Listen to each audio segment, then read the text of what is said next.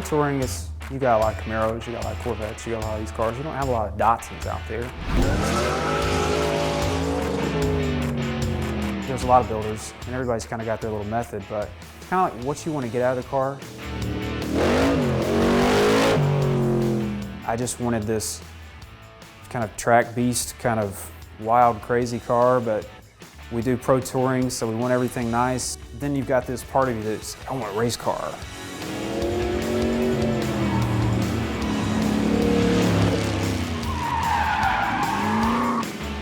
I always get drawn back into like wanting it to be a street car.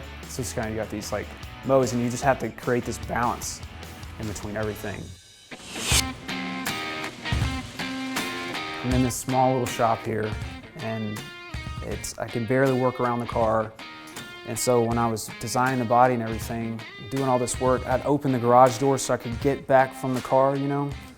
I can remember the first time I primed it, I pulled it outside and I could get distance on the car and I could see it. I'm like, oh my gosh, I see it now. You know, I see everything's kind of come together.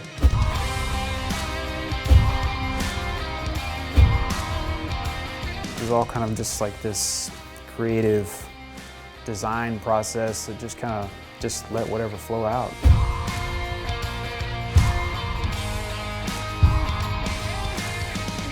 You sacrifice so much. I mean, I don't go to the movies, you know. I go every now and then, and it's like I miss out on a lot of things to invest this time in this car, and so it's just, you know, it's just this big investment.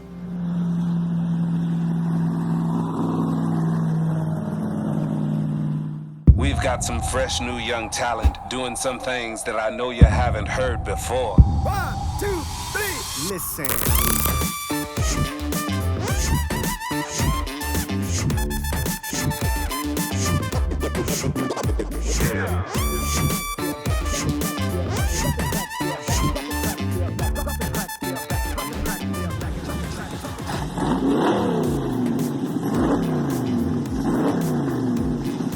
As far as designing the body went, was to get something out there so I can look at it, so I could see what it looks like and kind of, you know, make a model first. And then that's kind of what I went off of. But when you're sitting there and you're trying to work out a solution, I mean, there's no method. You don't go ABC and I could get the solution.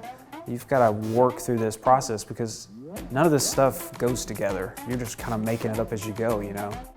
I cut bars off this chassis like 10 times off the same spot because it wasn't what I wanted, you know. I was just having fun with it. Got the, made all my wheel wood pedals match. The race column. Nice wire loom going there, all tucked away. All ECM.